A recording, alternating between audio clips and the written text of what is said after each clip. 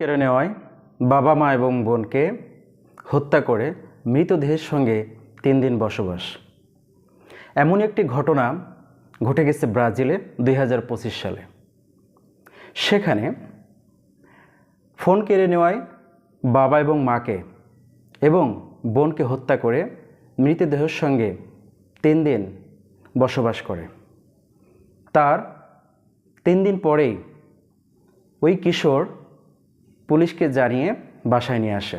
এমনই একটা ঘটনা ঘটে গেছে। আসসালামু আলাইকুম, আমি মোহাম্মদ শামীম রেজা। আজকে আপনাদের সামনে এমনই একটি আমাদের সমাজের ঘটে যাওয়ার অনেক ঘটনার ভিতরে বিশ্বে এমন একটা ঘটনা আপনাদের সামনে উপস্থাপন করতেছি। ওই কিশোর মোবাইলের প্রতি তার যে আসক্ত ছিল, যখন বাবা তার কাছ থেকে ফোনটি কেড়ে নেয়, বাবার প্রতি ক্ষিপ্ত হয়ে ফোনটি তার কাছ থেকে নেওয়ার চেষ্টা করে। এমতো অবস্থায় কথা কাটাকাটি চলতে থাকে। তার বাবা পৌরসভা পুলিশের চাকরি করত, যার জন্য বাবার কাছে একটি সরকারি পিস্তল ছিল। তাৎক্ষণিকভাবে ওই কিশোর ওই পিস্তলটি নিয়ে পেছন দিক থেকে তার বাবাকে গুলি করে হত্যা করে। শুধু কি তাই, ওই বাসায় আরেক রুমে ছিল তার 16 বছর বয়সী বোন।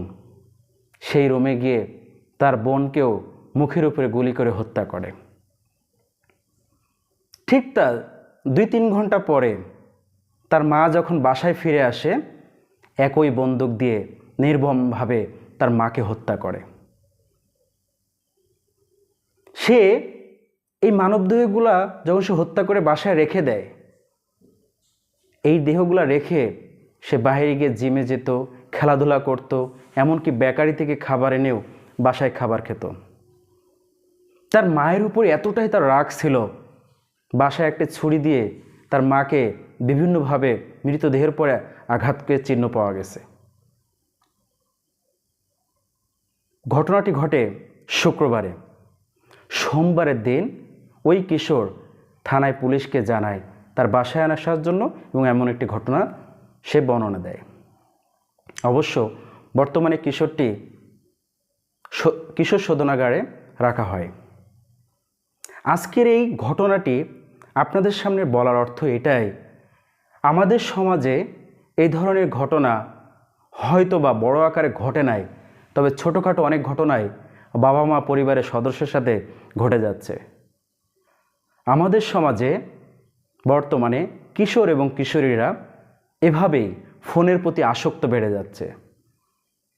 যখন তাদের কাছ থেকে ফোন কেড়ে নেওয়া হচ্ছে অথবা ফোন না দেওয়া হচ্ছে, তাদের ভিতরে এক ধরনের বিরক্ত দেখা যাচ্ছে, এগ্রেসিভ দেখা যাচ্ছে, এমনকি পরিবারের সদস্যদের সাথে গায়ে হাত তোলা পর্যন্ত সম্পর্ক তৈরি হচ্ছে। আমরা এমনটা দেখেছি, বাসা থেকে পর্যন্ত এই কিশোর কিশোরীরা চলে যাচ্ছে কোথাও। তো আজকে ব্রাজিলের যে ঘটনাটা বড় আকারে ঘটে গেল, এটা সামাজিকভাবে ভাইরাল একটি ঘটনা। যে মোবাইল আমাদের সমাজে যেমনটা অবদান রাখতেছে, তেমনই আমাদের পরিবারে কিশোর কিশোরীদেরকে সর্বনাশের দিকেও নিয়ে যাচ্ছে। এই সর্বনাশটা কি? এই কিশোর কিশোরীদের সাথে বাবা মা বা পরিবারের সদস্যদের একটা সম্পর্কের অবনতি ঘটতেছে। এই অবনতিটা আমাদের সমাজে দিন দিন দৃশ্যমান তৈরি হচ্ছে। আমাদেরকে ভাবতে হবে আমরা কোন দিকে ধাবিত হচ্ছি। আমরা এই জগৎটাকে 2 ভাগে ভাগ করে ফেলতেছি। বর্তমানে কিশোররা পরিবারের সাথে সম্পর্ক থেকে মোবাইলের প্রতি বা বিভিন্ন ডিভাইসের প্রতি আমরা বেশি সম্পর্ক লক্ষ্য করতেছি, যার জন্য পরিবারের সাথে তার যে একটা সম্পর্ক তৈরি হবে, সেই জিনিসটার ভিতরে ব্যাপক একটা গ্যাপ তৈরি হচ্ছে। তো আমাদেরকে প্রত্যেকটা বাবা মাকে এখন থেকে আমাদেরকে ভাবতে হবে সন্তানদেরকে আমরা কিভাবে ডিভাইস ইউজ করতে দেব। আমরা যদি বিষয়টাকে শুরু থেকেই গুরুত্ব সহকারে না দেখি, তাহলে হয়তোবা ব্রাজিলের সেই কিশোর যে ঘটনাটি তার পরিবারের ভেতরে ঘটিয়ে ফেলছে, আপনার আমার পরিবারও সামনে এই ধরনের ঘটনা হয়তোবা ঘটতে পারে।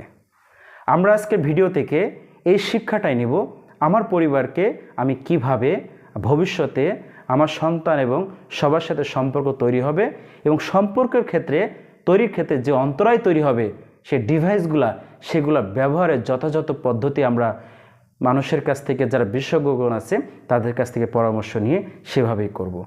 হয়তোবা এভাবেই আমাদের ভবিষ্যৎ প্রজন্মকে সামনের দিকে এগিয়ে নিতে হবে। এই প্রত্যাশা রেখে আজকের মতো শেষ করতেছি। আমি মোহাম্মদ শামীম রেজা। আসসালামু আলাইকুম।